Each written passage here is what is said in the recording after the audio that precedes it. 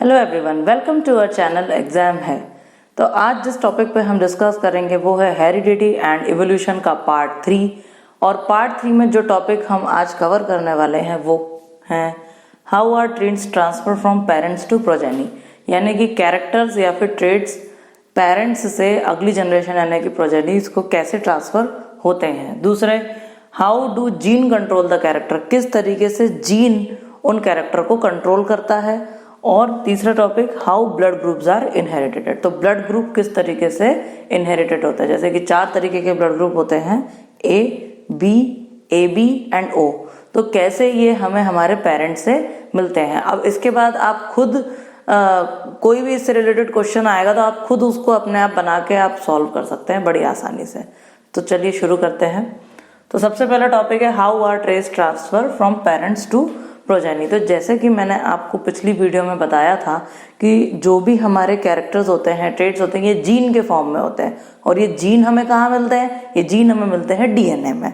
ठीक है, तो ये हर सेल के अंदर, जैसे ये एक सेल है, हर सेल के अंदर होते हैं क्रोमोसोम। और क्रोमोसोम कहाँ होते हैं? न्यूक्लियस के अंदर। तो ये न्यूक्लियस है। Nucleus is the centre, hereditary material carry करता है, बिल्कुल सेंटर में होता है सेल के। और इसके अंदर आप होते हैं क्रोमोसोम्स। तो जैसा कि मैंने पिछली वीडियो में भी बताया था कि एक ह्यूमन के अंदर, अलग अलग जानवरों के अंदर और अलग अलग कीड़ों, प्लांट्स, सब चीज़ों के अंदर अलग अलग नंबर के क्रोमोसोम्स होते हैं। किसी के अंदर 2 भी पाए जाते हैं, किसी के अंदर 14 भी पाए जाते हैं, किसी के अंदर 23 भी पाए जाते हैं। लेकिन एक ह्यूमन है जिसके अंदर 46 क्रोमोसोम पाए जाते हैं। तो सब में वेरी करता है, हर जानवर में अपना अपना वेरी करता है। तो ह्यूमंस के अंदर जो है 46 क्रोमोसोम पाए जाते हैं। अब ये जो 46 क्रोमोसोम होते हैं ये 23 के पेयर में होते हैं।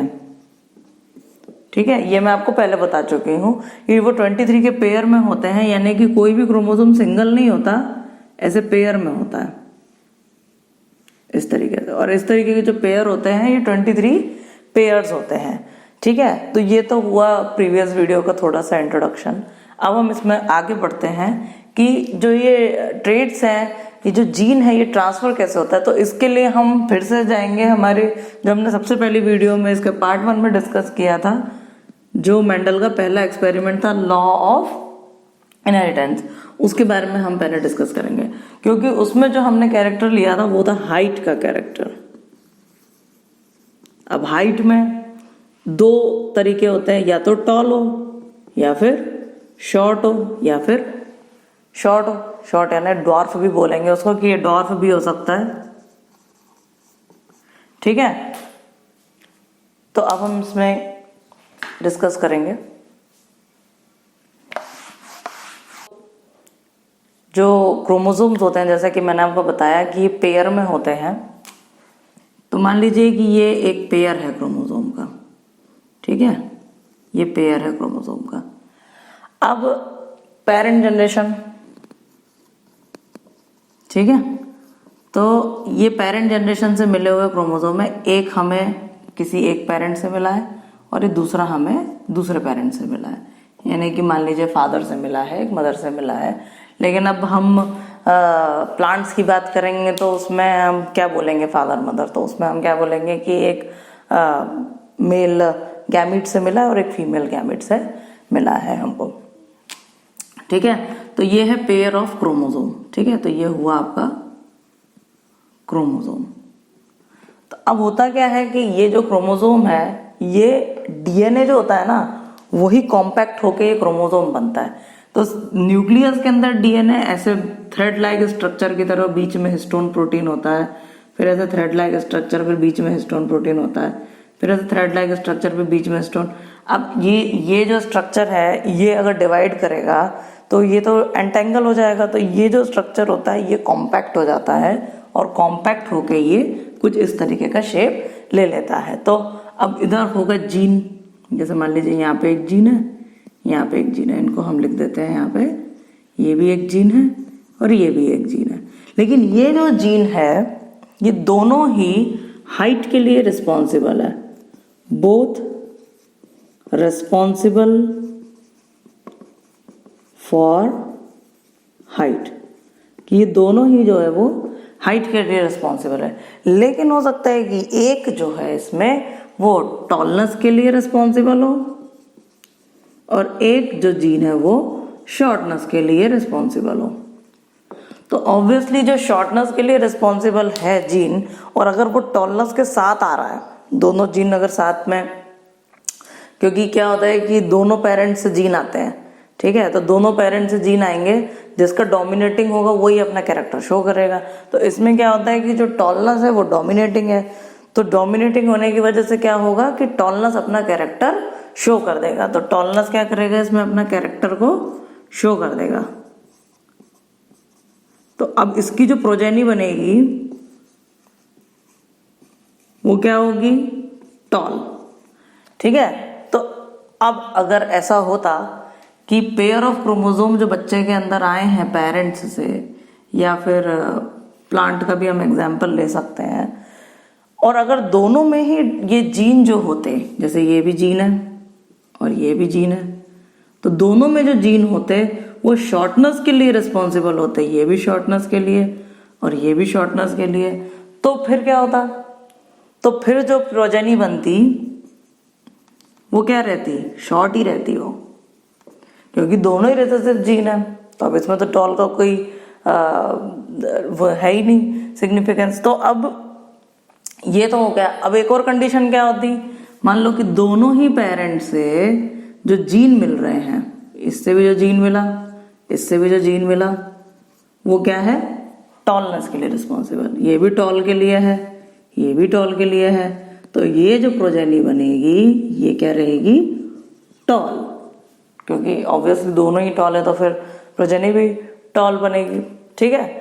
तो इससे आप भी अंदाज़ा लगा सकते हैं कि आपकी हाइट किस पे गई है। जैसे मान लीजिए कि आपके जो फादर हैं वो लंबे हैं और मदर की हाइट कम है, और अगर मान लीजिए आपकी हाइट कम रह गई है, तो यानी कि आपके अंदर कहीं ना कहीं से वो जीन आए हैं जो कि शॉर्टनेस के जीन है, और अगर आपकी हाइट बढ़ गई है तो यानी कि आपके फादर के जीन बहुत डोमिनेटिंग है, ठीक है।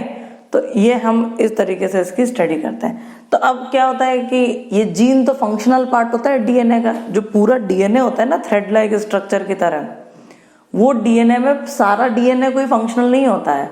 वो डीएनए में जो कुछ कुछ पार्ट ऐसे होते हैं जो कि फंक्शनल होते हैं, और उसी को हम जीन कहते हैं, ठीक है। अब आप बोलोगे कि ये जीन कैसे रिस्पॉन्सिबल है, कि एक जीन जो है उससे ही जो है हाइट बढ़ गई, उसी से कम हो गई, ये ऐसे कैसे हो गया।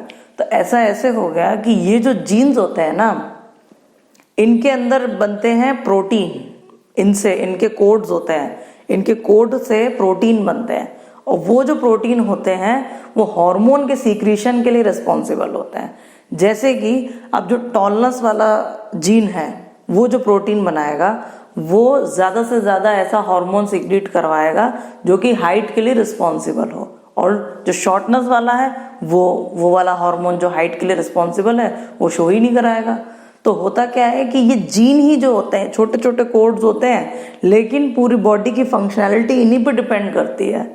तो यही भगवान ने बनाया है, कुदरत है ऐसी, ठीक है। तो आगे बढ़ते हैं हम इसमें।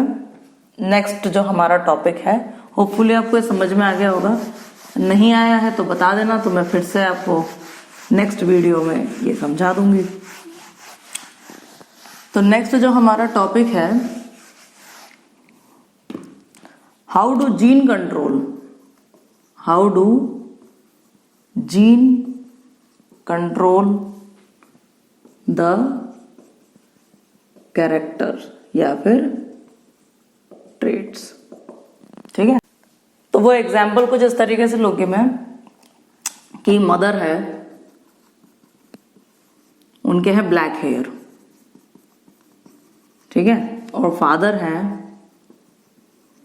उनके हैं गोल्डन हेयर। अब गोल्डन हेयर आप बोलोगे कि गोल्डन हेयर किसके होते हैं, तो वो उसको हम ब्लॉन्ड हेयर कहते हैं, गोल्डन हेयर को। लेकिन मैंने यहाँ इजी बनाने के लिए इसको गोल्डन हेयर ही लिखा है। अब मान लीजिए कि इनका जो बेबी हुआ, बेबी बॉय हुआ, लड़का हुआ, लड़की हुई, जो भी हुआ, उसके जो हेयर हैं वो ब्लैक हैं। तो अब इसमें दो कंडीशन बनती है। पहली कि इसकी जो मदर है, इनके पास दोनों ही डोमिनेटिंग जीन है, ब्लैक के, और दूसरी या तो इसकी मदर के पास एक डोमिनेटिंग जीन है ब्लैक हेयर का और एक रिसेसिव जीन है। ठीक है, हम दोनों कंडीशन लेके चलेंगे, उसके बाद हम बताएंगे कि इसके ब्लैक ही क्यों बाल हुए, गोल्डन क्यों नहीं हुए। ठीक है, और फादर के जो है वो रिसेसिव जीन है। ठीक है, तो हुआ क्या कि ये हुआ, इधर से आया क्रोमोसोम एक और एक क्रोमोसोम इधर से आया, एक आया मदर से और एक क्रोमोसोम आया फादर से। अब इनके जो जीन है ये रहा, मान लीजिए यहाँ जीन लोकेटेड है। ठीक है, ये हेयर के लिए रिस्पॉन्सिबल है। ये हम अज्यूम कर रहे हैं, जीन की लोकेशन कुछ भी हो सकती है। अब आप ये मत सोचना कि पहले तो मैडम ने यहाँ पे टॉल का जीन बताया था, अब यहाँ पे हेयर का जीन बता रही है। यहाँ ऊपर भी हो सकता है, कहीं पे भी अज्यूम कर सकते हैं हम। ठीक है, तो ये जो ये हेयर के, ये फादर से भी हेयर का, ये इधर से भी। अब ये जो हेयर है ये ब्लैक हेयर का जीन है, ये जो है वो गोल्डन हेयर का जीन है। लेकिन बच्चे के अंदर कौन सा हेयर आया है, ब्लैक, तो इसका मतलब ब्लैक क्या होगा, डोमिनेटिंग होगा। ठीक है, और गोल्डन क्या होगा, वो रिसेसिव होगा। ठीक है, अब इसमें दो पॉसिबिलिटी बनती है। ये बच्चे के अंदर या तो क्या बोलेंगे हम, पॉसिबिलिटी यही है कि इस बच्चे के अंदर दोनों ही जीन आए हैं, ये कैपिटल एच और ये स्मॉल एच। लेकिन क्योंकि कैपिटल एच डोमिनेटिंग है, ठीक है, क्योंकि कैपिटल एच डोमिनेटिंग है तो इसी वजह से बच्चे के ब्लैक हेयर है। तो बच्चे के अंदर कौन सा जीन है, कैपिटल एच स्मॉल एच, दोनों है। ठीक है, लेकिन शो कौन सा कर रहे हैं, जो कि डोमिनेटिंग है, यानी कि जो ब्लैक वाला है। तो मदर के अंदर भी ये पॉसिबिलिटी आती है। अब क्या होता है, इसको थोड़ा हम पुनित स्क्वायर से अगर हम समझे तो ये हम इसका पुनित स्क्वायर बनाते हैं। ठीक है, यहाँ हमने लिख दिए फादर के दोनों रिसेसिव जीन, यहाँ हमने लिख दिए मदर के दोनों डोमिनेटिंग जीन। ठीक है, ये हो गए मदर के डोमिनेटिंग जीन और ये हो गए फादर के रिसेसिव जीन। अब कॉम्बिनेशन बनाओ, capital H small H, capital H small H, capital H small H, capital H small H. ठीक है, अब ये चारों कॉम्बिनेशन में आपको क्या दिख रहा है, dominant recessive, dominant recessive, dominant recessive, dominant recessive. तो इसका मतलब क्या हुआ कि ये जो चारों पॉसिबिलिटी है वो क्या है, ऑल ब्लैक,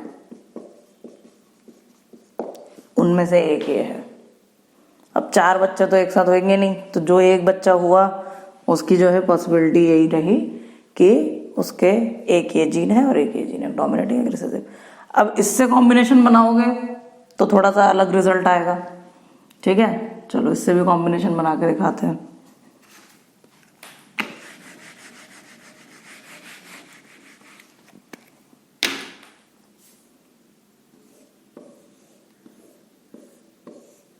फादर के दोनों रिसेसिव जीन, मदर का एक डोमिनेटिंग एक रिसेसिव जीन। ठीक है, इससे भी कॉम्बिनेशन बना के देख लेते हैं। अब आप बोलोगे मदर के अंदर ये रिसेसिव जीन कहाँ से आया, हो सकता है कि इनके भी जो फादर हो उनके ब्लॉन्ड हेयर हो। तो हम तो पॉसिबिलिटी ले रहे हैं, हम उसको कंफर्म थोड़ी कर रहे हैं, या तो ये होगा या तो ये होगा। अब इसमें देखते हैं कि इससे क्या कॉम्बिनेशन बैठता है, उससे ये कंफर्म हो जाएगा कि मदर के अंदर जो है दोनों ही, मदर के जो पेरेंट्स थे वो दोनों की ब्लैक हेयर थे। अभी हम देखते हैं। ठीक है, तो ये capital H small H, capital H small H, small H small H, small H small H. अब यहाँ देखो 50-50 पॉसिबिलिटी हो गई है, यानी कि 50% ब्लैक हेयर और 50% गोल्डन हेयर। समझ रहे हो आप? तो अगर ऐसी 50-50 पॉसिबिलिटी होती है ना, तो इसके अंदर हो सकता है गोल्डन हेयर आ जाते, लेकिन ऐसी पॉसिबिलिटी नहीं है। तो इसीलिए हम इसको यही अज्यूम करेंगे कि मदर के अंदर जो है वो डोमिनेटिंग जीन है दोनों। अब आप एक काम करना, अपनी फैमिली हिस्ट्री में देखना, आपके दादा दादी, आपके नाना नानी, आपके मम्मी पापा और आप, तो कोई भी एक कैरेक्टर उठाना आप, जैसे कि बालों का या फिर हाइट का या फिर ब्लड ग्रुप का, जो मैं अभी बताने वाली हूँ, और अपनी फैमिली हिस्ट्री की एक पूरी स्टडी करना। उससे आपको थोड़ा सा क्लियर होगा। जैसे कि मैं अपनी फैमिली हिस्ट्री का बताती हूँ आपको। ठीक है, कि जो मेरे फादर हैं, ठीक है, उनके जो हेयर हैं वो है स्ट्रेट, या चलो हम हाइट का कैरेक्टर ले लेते हैं कि मेरे फादर की जो हाइट है वो टॉल है, लेकिन जो मेरी मदर है उनकी जो हाइट है वो शॉर्ट है। ठीक है, मेरे जो फादर है उनकी जो हाइट है वो टॉल है और मेरी जो मदर है उनकी हाइट शॉर्ट है। मेरी जो हाइट है वो करीब करीब मेरे फादर पे गई हुई है, क्योंकि मेरी हाइट मेरी मदर से काफ़ी टॉल है, लेकिन मेरे फादर से बहुत टॉल नहीं है, लेकिन हाँ मेरी मदर से काफ़ी टॉल है। ठीक है, तो जो मेरी हाइट है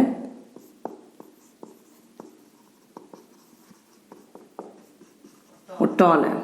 ठीक है, अब मेरे एक बहन भी है और एक मेरा भाई भी है, तो मेरी बहन की भी हाइट जो है ठीक ठीक टॉल है, वो भी डॉर्फ में नहीं आती है, शॉर्ट में नहीं आती, और मेरा जो भाई है उसकी हाइट भी टॉल है, यानी कि हम तीनों क्या हुए, टॉल हुए। ठीक है, तो अब इससे हमने क्या निष्कर्ष निकाला, इससे हमने क्या कंक्लूजन निकाला, वो ये निकाला कि जो हमारे फादर के जो टॉल का जीन है वो क्या है, डोमिनेटिंग, और जो मदर की शॉर्टनेस का जीन है वो क्या है, रिसेसिव। ठीक है, अब ऐसे हम बालों से लेते हैं। मान लीजिए कि मेरे फादर के जो हेयर हैं, मान लीजिए नहीं है ही, वो है स्ट्रेट। ठीक है, और जो मेरी मदर के हेयर हैं वो है करली। ठीक है, तो मेरे फादर के हेयर है स्ट्रेट और मेरी मदर के हेयर है करली। अब जो मेरे हेयर हैं, ठीक है, वो है करली। यहाँ लिख देती हूँ मैं सिस्टर, और यहाँ लिख देती हूँ मैं ब्रदर, और यहाँ लिख देती हूँ मैं मी। ठीक है, अब जो मेरे हेयर हैं वो है करली यानी मी। मेरी जो सिस्टर है उसके हेयर हैं स्ट्रेट यानी कि सिस्टर, और मेरा जो ब्रदर है उसके भी हेयर हैं करली। अब आप इससे क्या पता लगाओगे, इससे आप ये पता लगाओगे जो करली हेयर हैं वो डोमिनेटिंग हैं और जो स्ट्रेट हेयर है वो रिसेसिव है।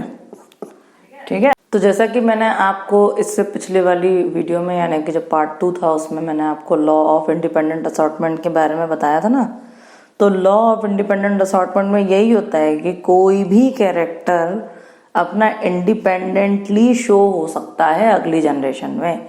अब यहाँ पे देखो आप, अगर फादर की हाइट का कैरेक्टर डोमिनेटिंग था तो मदर के हेयर का कैरेक्टर डोमिनेटिंग है। तो इससे यही पता चलता है कि जो कोई भी कैरेक्टर है वो आपस में लिंक नहीं होता है। वैसे ज़रूरी नहीं होता कि फादर की हाइट और फादर की हेयर का जो स्टाइल है वो जाए, ऐसा नहीं होता। ठीक है, तो अलग अलग अपने जो है वो आपस में लिंक नहीं होते, वो कोई भी कैरेक्टर आगे प्रोजेनी में ट्रांसफर हो सकते हैं। जो भी डोमिनेटिंग होगा वो अपना कैरेक्टर शो करेगा ही करेगा और रिसेसिव को अपना कैरेक्टर शो करने नहीं देगा, सीधी सी बात है। अब पार्ट 2 में जो आप लॉ ऑफ इंडिपेंडेंट असॉर्टमेंट में आप पढ़ते हो तो उसमें आपको वो रीअरेंजमेंट्स करने पड़ते हैं जो मैंने पार्ट 2 में आपको समझाया है। वो थोड़ा सा कंफ्यूजिंग है, थोड़ा सा वो समझने वाली चीज़ है। आप उसको खुद एक बार पढ़ो और नहीं समझ में आता तो आप मेरे से फिर से पूछो, कमेंट सेक्शन में बताओ, मैं आपको उसका आगे फिर से एक बार समझाऊंगी और ईजीएस्ट वे में उसको समझाने की कोशिश करूंगी। अब इसमें हम आगे बढ़ते हैं ब्लड ग्रुप्स पे।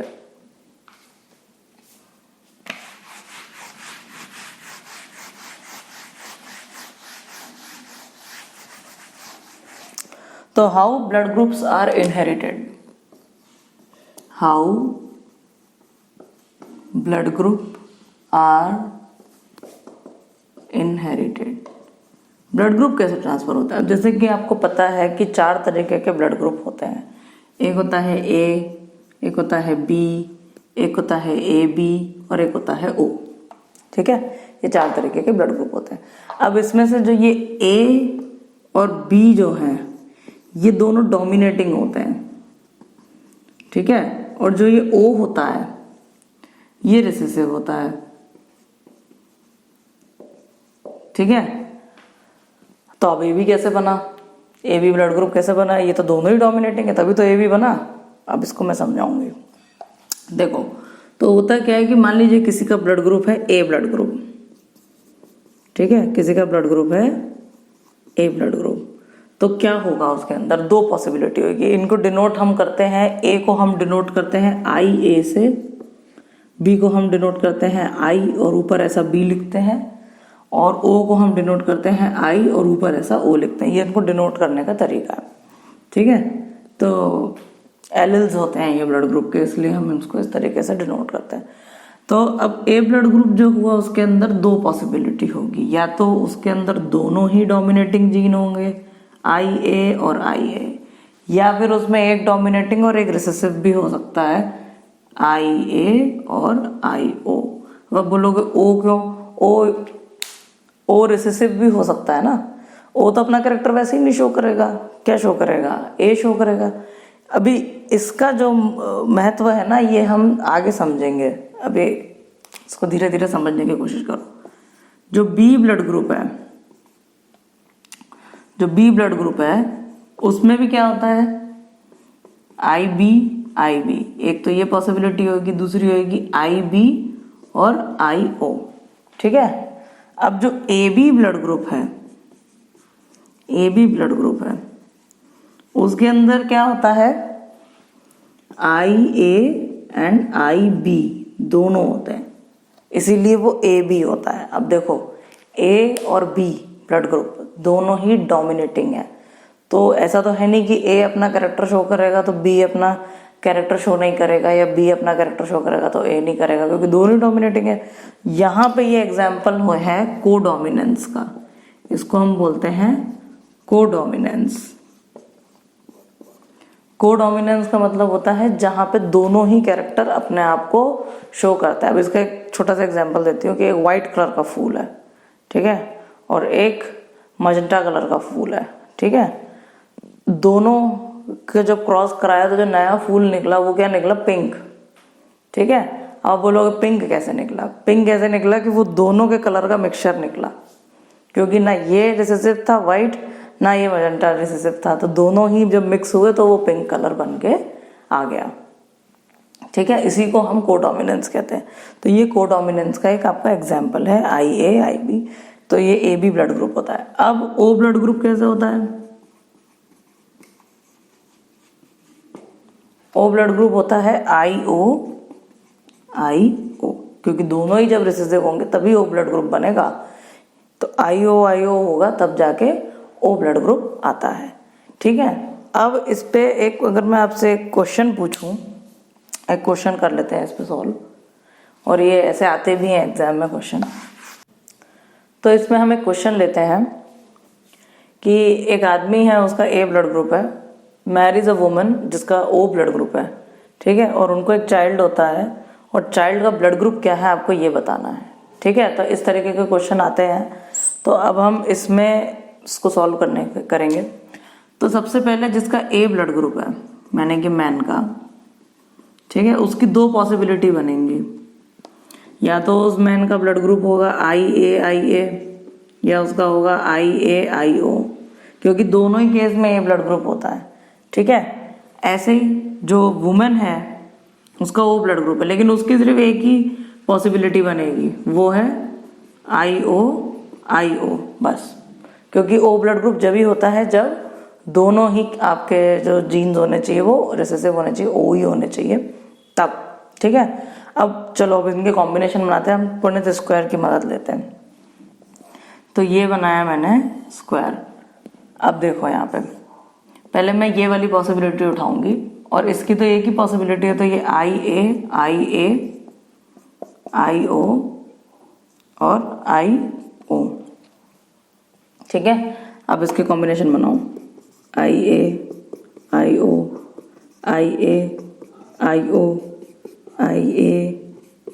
ओ ए और ओ। तो ये इसमें आपको चारों पॉसिबिलिटी क्या मिल रही है, ऑल ब्लड ग्रुप ए, सारे के सारे ब्लड ग्रुप क्या होंगे, ए होंगे। एक तो पॉसिबिलिटी ये बनी, तो इसको हम लिख देते हैं पॉसिबिलिटी 1, पॉसिबिलिटी 1। अब जो दूसरी पॉसिबिलिटी है वो मैं यहाँ बनाती हूँ। दूसरी पॉसिबिलिटी में हम ये लेंगे और वुमेन का तो यही रहेगा सेम। फिर से बनाते हैं हम पुनित स्क्वायर, ये बनाया हमने पुनित स्क्वायर, आई ए आई ओ आई ओ आई ओ, यहाँ वुमेन के लिख दिया हमने, या मैन की ये वाली पॉसिबिलिटी ले ली। ठीक है, यहाँ हम लिखते हैं इसको पॉसिबिलिटी 2। ठीक है, तो अब देखो इन दोनों का कॉम्बिनेशन ए ओ, इन दोनों का कॉम्बिनेशन ओ, इन दोनों का कॉम्बिनेशन ए ओ, और इन दोनों का कॉम्बिनेशन ओ। इससे क्या पता चलता है, इससे ये पता चलता है कि 50% चांसेस हैं कि ए ब्लड ग्रुप हो और 50% चांसेस हैं कि ओ ब्लड ग्रुप हो। तो कभी भी क्वेश्चन आएगा तो आप किसी पर्टिकुलर निष्कर्ष पे नहीं निकल सकते, पर्टिकुलर कंक्लूजन में नहीं निकल सकते, आपको दोनों पॉसिबिलिटीज दिखानी होगी। हाँ, अगर इसके ऊपर का और क्वेश्चन दिया होता कि ये जो आदमी है, जो मैन है, इसके जो मदर फादर थे, इसके जो मदर एंड फादर थे, उन दोनों के ही ए ब्लड ग्रुप थे, तो फिर आप एक बार को श्योर हो सकते थे कि इन दोनों के ए ब्लड ग्रुप हैं, तो हो सकता है कि इसके अंदर आई ए ही आया हो, या फिर वो बता देते कि फादर का ओ था, मदर का ओ ये है, तो आई ए आई ओ आया हो, तो आप डायरेक्ट फिर इस पॉसिबिलिटी के बारे में बता देते, और ये ऊपर वाला होता तो इसके बारे में बता देते। लेकिन जब तक आपको पूरी, मैं बता रही हूँ ना, जेनेटिक हिस्ट्री पूरी आपको नहीं दी जाती है तो आप किसी कंक्लूजन पे नहीं निकल सकते। ठीक है, तो इसमें जेनेटिक हिस्ट्री तो दी नहीं थी, इसमें क्या दिया था, खाली पेरेंट का दिया था और चाइल्ड का पूछा था, तो इसमें हमने 2 पॉसिबिलिटी बता दी। अब इसी तरीके के क्वेश्चन मैं आपको और आगे भी सॉल्व कराऊंगी, और बाकी का जो अब इसके आगे की क्लास है जिसमें हम एवोल्यूशन के बारे में पढ़ेंगे, तो यहाँ हेरिडिटी कंप्लीट होता है। अब जो हम इसके पर एवोल्यूशन के बारे में पढ़ेंगे वो अब हम नेक्स्ट क्लास में पढ़ेंगे। तब तक के लिए आप चैनल को लाइक करें और सब्सक्राइब करें और बेल आइकन ज़रूर दबाएं नोटिफिकेशन के लिए। Okay, thank you.